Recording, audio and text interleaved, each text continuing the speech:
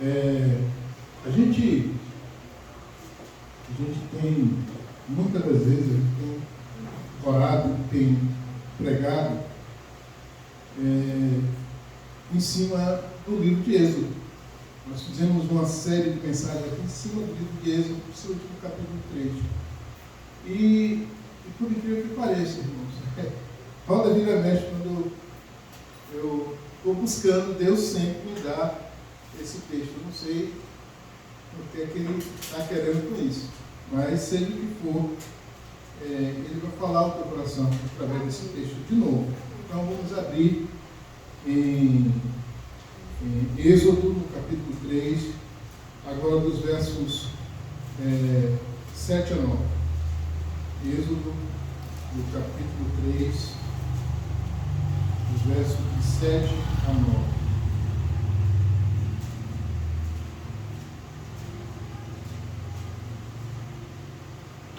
Êxodo, capítulo 3, versos de 7 a 9, diz o seguinte: E disse o Senhor: Tenho visto atentamente a aflição do meu povo que está no Egito, e tenho ouvido o seu clamor por causa dos seus exatores, porque conheci as suas dores.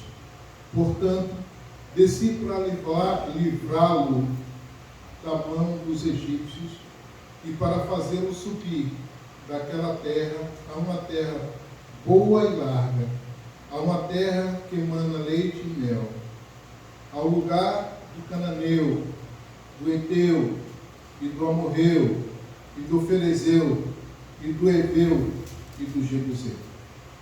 E agora eis que o clamor dos filhos de Israel chegou a mim, e também tenho visto a opressão com que os egípcios os oprimem.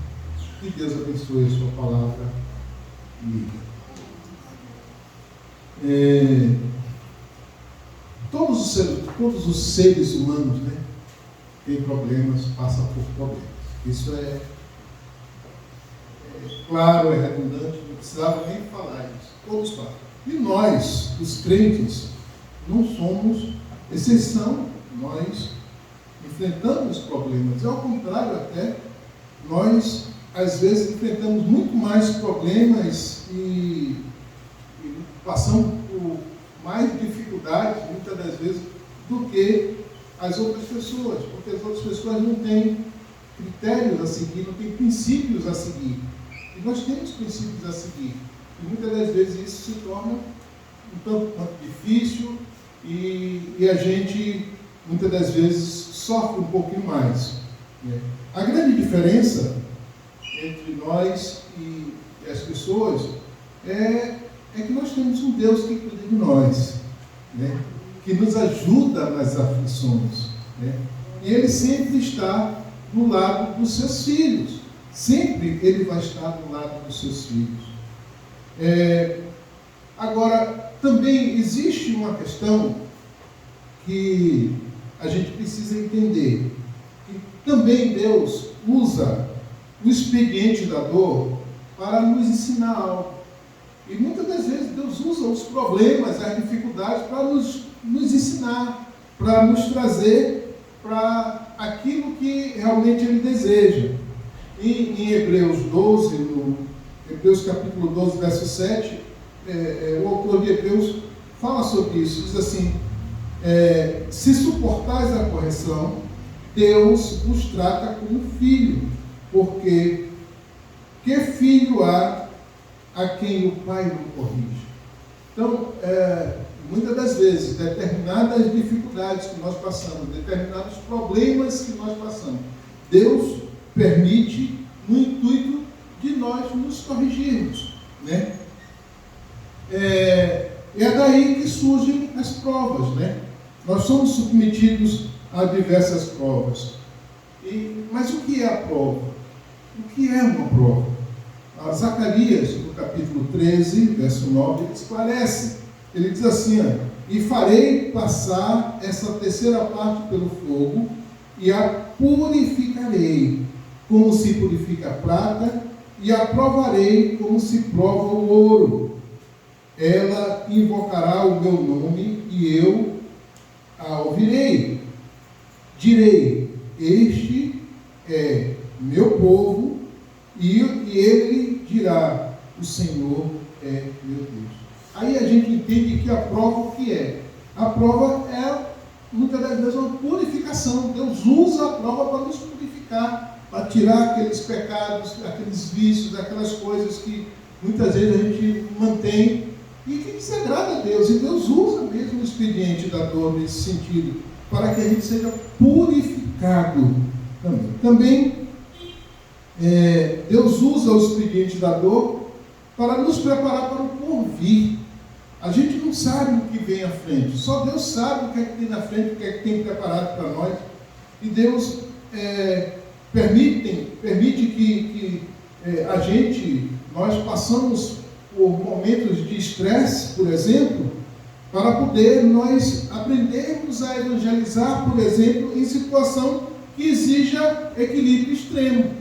Vocês imaginem só um missionário num lugar que, se ele for descoberto, ele vai ser morto, né? Tem lá na Arábia, tem lá na Índia e outros lugares que os missionários têm que viver dessa forma. Então, antes de ir para lá, com certeza Deus submete ele a diversas situações que eles vão aprender a como lidar com a situação lá no campo missionário. Eu e Cacilda, a gente faz trabalho missionário. E no início não foi fácil, a gente não entendia. Deus colocou a gente numa igreja, que a igreja era extremamente difícil. Né? Difícil. E a gente, quantas vezes nós paramos, choramos diante de Deus, e eu em particular, Deus, eu não quero mais ficar aqui, eu não quero ficar, me tira daqui. Deus, não, você vai ficar. E Deus, você vai ficar. E meu Deus, eu não estou aguentando mais, mas você vai ficar. Só que eu não entendia. Mas não foi fácil enfrentar tudo aquilo, aqueles momentos difíceis que ali do primeiro ministério. E o pior, que o meu antecessor, o cara tinha passado pela mesma situação que eu passei, e ele chegou ao ponto de abandonar o ministério. Nunca mais ele pastoreou a igreja, não quis pastorear mais de jeito nenhum. A pessoa saiu tão frustrada, o cara sofreu tanto e se frustrou tanto que era o primeiro ministério também dele, e nunca mais ele quis pastorear. A última vez que eu soube notícia dele, ele estava no Eduardo trabalhando, conduzindo uma padaria. Então não foi um momento fácil. Mas hoje eu olho para trás e vejo que aqueles momentos foi Deus me preparando para os dias de hoje, para os dias de ontem, quando a gente estava em outros ministérios. Deus nos preparou, Deus me trabalhou para a gente poder enfrentar e ter equilíbrio, e saber o que fazer nas horas que as situações ficam difíceis. Muitas das vezes Deus permite problemas financeiros nas nossas vidas, para nós aprendermos a lidar com o dinheiro. Muitas das vezes Deus permite situação difícil de diversas ordens para quebrar o nosso orgulho, o nosso egoísmo, quebrar determinados comportamentos que a gente vai levando e a gente não vai se dando conta, né? Que a gente está fazendo. Mas o mais importante é que são nessas situações que às vezes nós confundimos determinadas dificuldades com o abandono de Deus. A gente se acha abandonado, como se Deus tivesse nos deixado, como se Deus tivesse nos abandonado, e pior ainda, como se Deus não nos ouvisse. A gente está passando por determinada prova, está passando por determinado problema, a gente ora, busca, clama a Deus, e a coisa não se resolve, a coisa não muda muitas das vezes, e a gente começa a pensar que Deus nos abandonou, que Deus não está ligado naquilo que a gente tem falado, Deus não está nos ouvindo, Deus nos despreza, Deus nos abandonou completamente, né? A gente tem essa impressão, mas essa impressão chega porque nós esquecemos que todas as coisas cooperam para o bem daquele que ama a Deus. A gente precisa ter isso em mente, que todas as coisas cooperam, as coisas boas cooperam, as coisas ruins também cooperam para o bem daquele que ama a Deus. Então, a gente precisa ter isso no nosso coração. No episódio que nós lemos aqui, o povo de Israel estava escravizado no Egito há 400 anos e parecia que Deus havia abandonado o povo. O povo não tinha mais esperança e o pior, os egípcios, cada dia mais, maltratavam mais, matavam suas crianças, né? Os meninos do sexo masculino, a ordem era matá-los todos, jogar no rio Nilo para os jacarés, para os crocodilos comerem e tal. Então era com muita crueldade que o povo hebreu, o povo de Deus, estava sendo tratado. E parecia que Deus não estava atento às aflições dos seus filhos. Parecia que Deus tinha esquecido do povo. Mas foi exatamente o contrário que aconteceu, né? Deus nunca os abandonou. Assim como também Deus nunca nos abandonou. Deus sempre Ele está ouvindo as nossas orações, o nosso clamor.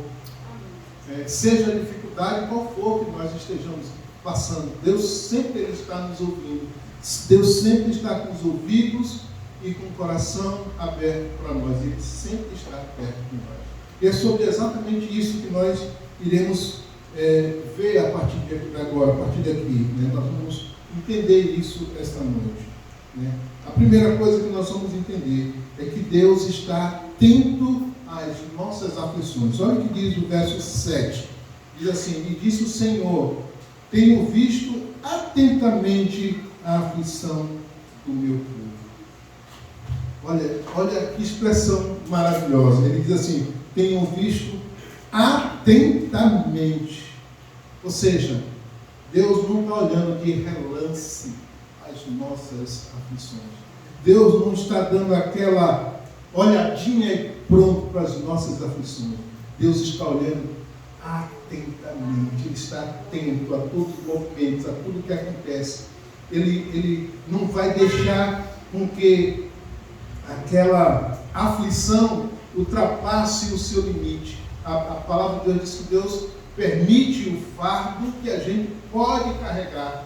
E Deus, Ele só permite um fardo nas nossas costas, uma dificuldade, até aonde a gente pode carregar. A partir dali, Ele entra em ação e Ele não deixa. E outra coisa, se Deus permite um fardo nas nossas costas, a depender da situação, é porque Deus confia em nós. E se Ele confia em nós, Ele simplesmente, Ele permite, como Ele confiou em Jó. Ele chegou, Ele olhava para o céu e dizia assim, e disse: olha, está vendo meu servo Jó? Homem íntegro, honesto, temente a Deus, não há igual a Jó. Ele confiava em Jó. E Satanás, não, então é porque eu sou também, enche ele de bens, faz ele abastado. Então, é por isso que ele segue o Senhor, por isso que ele louva o Senhor, por isso que ele é fiel ao Senhor. Tá bom, então eu permito que você vá lá e tire os bens dele. Deus sabia que Jó, mesmo que fosse tirado tudo dele, Jó continuava temente a Deus. Deus confiava em Jó. E uma das coisas que Deus quer muito é que Ele possa confiar em nós. Nós possamos ser pessoas confiáveis diante de Deus. Se acontecer de nós cairmos, se nós passarmos por uma aflição, Deus, Ele vai permitir para que você não esmoreça e não mude, que você mostre que você confia em Deus e que Deus pode confiar em você. Né? Deus olha com atenção para as nossas aflições, queridos. Como Ele olhou para a aflição de José quando estava lá na cisterna, né? E depois jogado lá na prisão.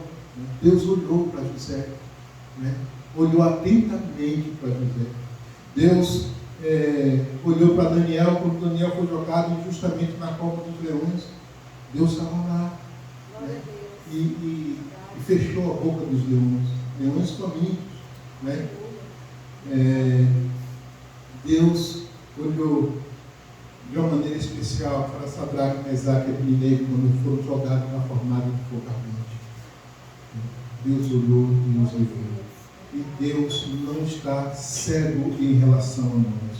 Deus está nos olhando, Deus está nos vendo e Ele está cuidando de nós. A palavra de Deus diz no Salmo 33, verso 18, diz assim: eis que os olhos do Senhor estão sobre os que os temem, sobre os que esperam na sua misericórdia. Então, ele deu duas qualidades aqui, das pessoas no qual os olhos do Senhor estão sobre ele. Primeiro, são aqueles que temem ao Senhor. Você teme ao Senhor, você tem temor a Deus, você espera pela misericórdia de Deus, é a segunda qualidade. Então você é a pessoa que Deus está olhando nesse momento. Eu imagino quando, como fica o coração de Deus quando nós voluntariamente nós nos envolvemos com pecados ou com erros. Eu fico imaginando como fica o coração de Deus olhando nós como filhos, né, se envolvendo em coisas que a gente não deve se envolver, né? Eu imagino as lágrimas do pai do filho pródigo quando aquele filho partia, quando ele apontou na estrada indo embora, né? Eu imagino as lágrimas daquele pai. Eu imagino quando Deus, por amor, se vê obrigado a usar o expediente da dor para nos corrigir.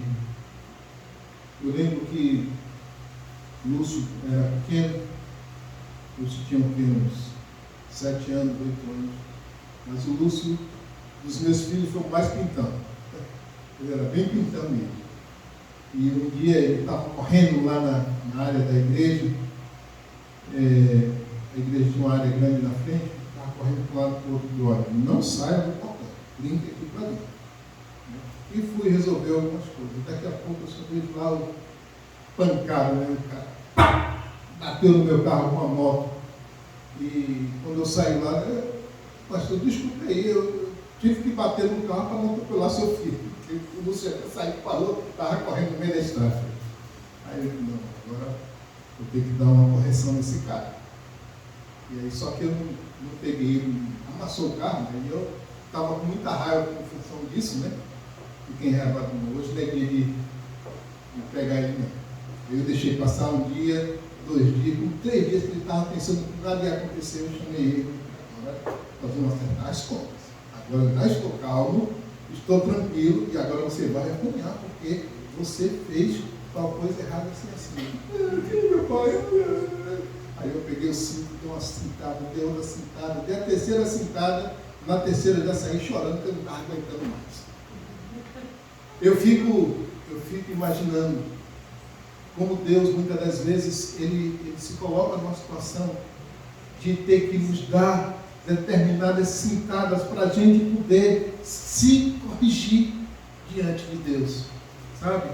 Eu fico olhando como fica, eu fico imaginando como fica o coração de Deus quando Ele tem que agir, usar o expediente da dor para nos trazer o caminho reto, o caminho correto.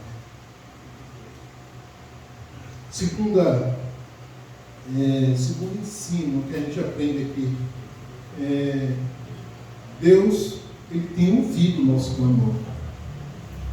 O verso 7, a parte B, diz assim: e tem ouvido o seu clamor por causa dos seus exatores, porque conheci as suas dores. Deus tem ouvido o nosso clamor. E eu digo a vocês, só tem uma forma de Deus não ouvir o nosso clamor. Sabe qual é? Quando você não clama. Se você não clamar, Deus não vai ouvir. Mas se você clamar, Deus vai ouvir. Deus, Ele sempre vai ouvir o nosso clamor, né? Jeremias, no capítulo 33, no verso 3, diz o seguinte, o Senhor falando, ele diz assim: clame a mim, e eu te responder-te-ei, e anunciar-te-ei coisas grandes e firmes que não sabes. Ou seja, o próprio Deus está pedindo: clame a mim, clame, busque, sabe? E se você clamar, eu vou responder, eu lhe garanto que eu vou responder. Vai haver resposta se nós clamarmos a Deus. E não vai ser diferente, irmãos. Vai haver resposta. Deus responde ao clamor. E ele diz mais, que ele diz, aqui no texto, ele diz que o clamor é um prenúncio de grandes coisas que ele fará para nós. Ou seja, se nós clamarmos, ele vai anunciar grandes coisas que ele vai fazer na nossa vida. O que é que nós estamos esperando? Como é difícil, muitas das vezes, a gente se encaixar dentro da vontade de Deus. E muitas das vezes a gente fica ali sofrendo, passando problema, e sofrendo, e a gente não consegue marchar, não consegue ir adiante, e sofrendo. Fácil. Clame ao Senhor, clame a quem pode mudar situações, a quem pode transformar a sua situação difícil em bênção, em coisas que muitas das vezes você nem imagina, nem espera que vai acontecer. Salmos 34, 15 diz assim: o olho do Senhor, os olhos do Senhor estão sobre os justos, e os seus ouvidos atentos ao seu clamor. Ou seja, é como se Deus estivesse esperando. Clame, eu estou esperando que você clame, eu quero que você clame. Eu quero que você me busque de todo o coração. Sabe?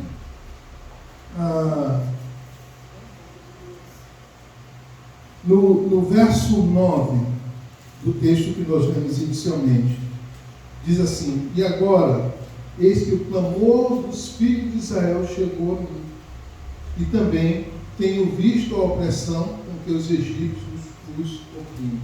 Eu pergunto aos irmãos: quando foi que Deus se moveu para livrar os filhos de Israel? Quando o clamor chegou a Deus.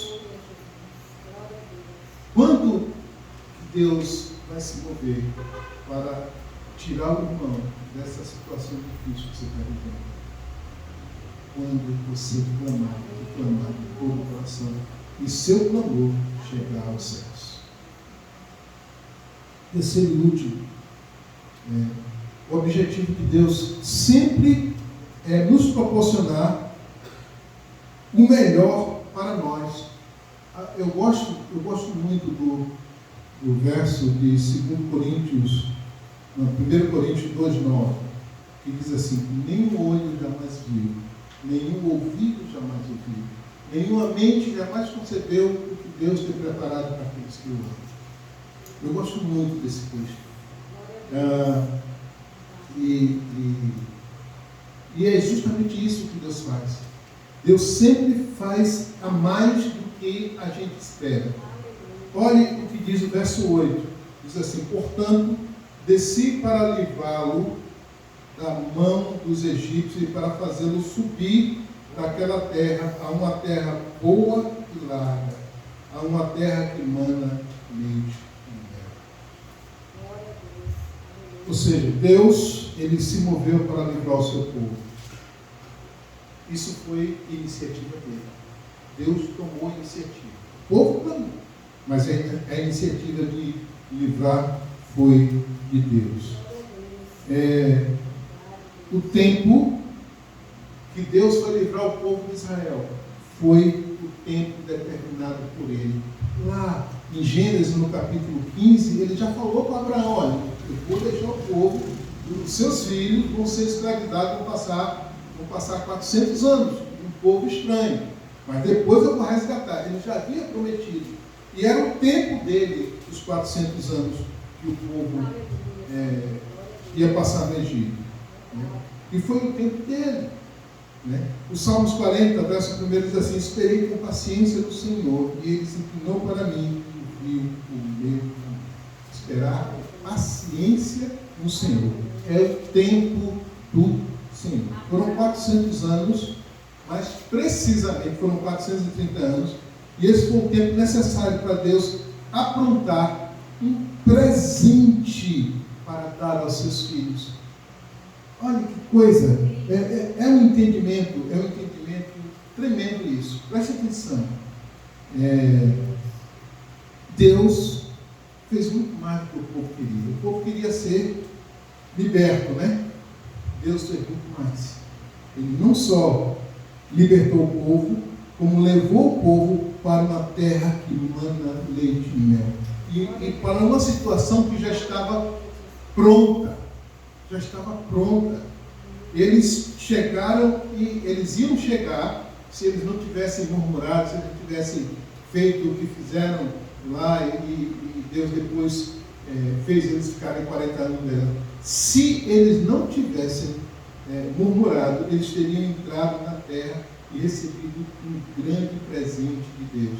Como depois eles tomaram posse e receberam. Mas, enquanto eles estavam escravizados, Deus preparava um presente para eles. O lugar, ele diz assim, o texto aqui diz assim, que o lugar do cananeu, do heteu, do amorreu, do ferezeu, do heveu e do jebuseu. Olha só, isso mostra que Deus esteve atento o tempo todo aos filhos de Israel quando eles estavam no Egito. Porque Deus estava preparando. Quem são esses povos? Quem são esses cananeus? O heteu, o amorreu, o ferezeu, o heveu, o jebuseu. São todos filhos de Canaã. Filhos de Canaã. Canaã era filho de Noé. Aí houve aquela situação que Noé plantou uma vinha, aí tomou uns goró, encheu a cara, ficou bêbado e ficou pulando tudo dentro da tenda dele lá. E Canaã viu e ficou fazendo gozação com seu pai. E com isso, quando o pai se curou da bebedeira, chegou lá e amaldiçoou a Canaã. E disse, olha, Gênesis 9:25, diz assim: maldito seja Canaã, servo dos servos, seja aos seus irmãos. E disse, bendito seja o Senhor, Deus de Sem, e seja-lhe Canaã o servo. Ou seja, Deus, os filhos de Sem são os filhos de Israel, são chamados semitas. Os semitas são os filhos de Israel. Agora, os outros filhos de Canaã são esses cananeus, heteus, amorreus, jebuseus, que foram amaldiçoados por Noé. Aí, esse povo amaldiçoado por Deus, o correto era que esse povo fosse extinto. Mas Deus permitiu que esse povo ocupasse a terra de Canaã, para que durante os 400 anos que os hebreus estavam lá no Egito, eles plantassem vinha, eles construíssem casa, eles fizessem cidades, eles juntassem tesouros. E tudo isso, quando os filhos de Israel chegassem, essa era a intenção de Deus, para pegar os filhos de Israel e já ir tomando posse desses lugares que os cananeus fizeram. O próprio Deus iria exterminando os cananeus e os filhos de Israel tomando posse. Esse era o plano de Deus, que teve que ser modificado porque o povo ficou em rebeldia e tal, e teve que passar mais 40 anos no deserto, e depois o povo teve que ir lá e conquistar, né? Teve que conquistar, apesar de que Deus foi à frente e foi ganhando todas as batalhas para Israel. Então, a gente entende, irmãos, que Deus estava preparando, enquanto o povo estava aparentemente sofrendo, o povo, os cananeus, estavam servindo de escravo cá em Canaã para os filhos de Israel, que estavam no Egito escravizados. Eles estavam escravizados, e aqui em Canaã, Deus tinha feito aquele povo escravo deles, preparando tudo para dar de presente para eles. Onde é que eu quero chegar com isso? Às vezes a gente está passando por sofrimento, por situação, Irmão, não entre em desespero, jamais. Se você é servo de Deus, se você é mulher de Deus, se você é um homem de Deus, não entre em desespero, sabe por quê? Porque Deus está preparando algo que você não faz nem ideia do que Ele está fazendo. Deus está fazendo coisas que você nem imagina que Ele está fazendo. Então, não tem por que a gente entrar em desespero, não tem por que a gente ficar chorando, se desesperar, deixar se deprimir, sofrer. Não faça isso. Clame ao Senhor. Ele está preparando o melhor. A gente nem imagina o que Ele está fazendo. A gente nem imagina. Mas, com certeza, Ele está preparando um presente para você. Ele está preparando um presente para nós. Entendeu? A gente está... E outra coisa, não murmure. Se você murmurar, vai passar 40 anos no deserto. Não murmure. Deus está preparando, irmãos. Então, é um entendimento maravilhoso esse. Eu não tinha despertado para tão maravilhoso isso que Deus fez com os filhos de Israel. Porque o Egito foi um útero, né, para o crescimento da nação de Israel. Porque os egípcios eles não se misturavam. Era um povo que não se misturava. Eles eram muito, assim, eles se sentiam como elite e eles não, um egípcio jamais casava com outra pessoa de outra nação. Eles não casavam, de jeito nenhum. Então, o Egito foi o lugar ideal para que a nação de Israel crescesse, porque se a nação de Israel crescesse cá em Canaã, podia se contaminar com as idolatrias de Canaã, né? E seria muito mais difícil para Deus trabalhar eles, né? Então Deus levou eles para o Egito para exatamente eles poderem crescer. Eles saíram de lá, tinham mais de 2 milhões de pessoas. Então já era uma nação, já tinha gente suficiente para formar uma nação. E quando eles trouxeram, Deus já tinha preparado tudo para dar de presente para eles. A gente pode estar passando situações, mas quando a gente sair dessa situação, Deus já tem a bênção preparada, já tem a bênção preparada, já tem a alegria, já tem a festa preparada para aquilo que Ele vai proporcionar. Amém? Que Deus nos abençoe com essa palavra no nosso coração. Vamos orar. Amado Deus, obrigado, Deus, pelo entendimento, pelo cumprimento da Tua palavra, por tudo aquilo que o Senhor coloca no nosso coração. Ó Deus, que coisa importante, Deus, nós podemos ser fiéis ao Senhor, nós podemos clamar ao Senhor na certeza que o Senhor está nos ouvindo. Como é bom, Deus, nós sermos fiéis ao Senhor, seguirmos fielmente a Tua vontade, Deus, e saber que verdadeiramente o Senhor está trabalhando por nós, o Senhor está lutando por nós, o Senhor está muitas das vezes preparando um presente para as nossas vidas. Muito obrigado, Deus, por ser o Teu Filho. Um dia o Senhor tem nos alcançado e o Senhor nos dá o privilégio de estar debaixo, ó Deus, do Teu amor, da Tua graça, sermos salvos da Tua graça, sermos salvos, ó Deus, do Teu amor. Muito obrigado por isso. Continua a abençoar a Tua igreja, guarda a Tua igreja, cuida da Tua igreja, abençoa a Tua igreja com tudo aquilo que a Tua igreja precisa. De um modo especial, Deus, nós queremos colocar agora, explicar, Deus, pela vida, a mãe da nossa irmã Cleide, pedir mais uma vez, que o Senhor restaure a sua saúde, que o Senhor cuide dela, que o Senhor faça ela bem, gozando de bem-estar, e que mais do que isso, que o Senhor converta aquele coração, Deus, que ela possa se entregar ao Senhor. Também eu peço pela mãe do Rubinho, Deus, a Deus que está no hospital ali, a Deus internada, para fazer aquela cirurgia. Pedimos que o Senhor cuide de tudo, Pai, que ela tenha uma cirurgia tranquila, que nada demais venha acontecer, e que ela possa verdadeiramente, em tempos breves, estar de volta a Deus, andando bem e fazendo aquilo, e cuidando dos seus filhos, cuidando da sua família, que está sendo feita. Muito obrigado, Deus, por tudo. Fica conosco, dá-nos uma noite na Tua presença. Nós te agradecemos por tudo, em nome de Jesus. Amém. Esse é um pouquinho, queridos. Me auxiliar hoje.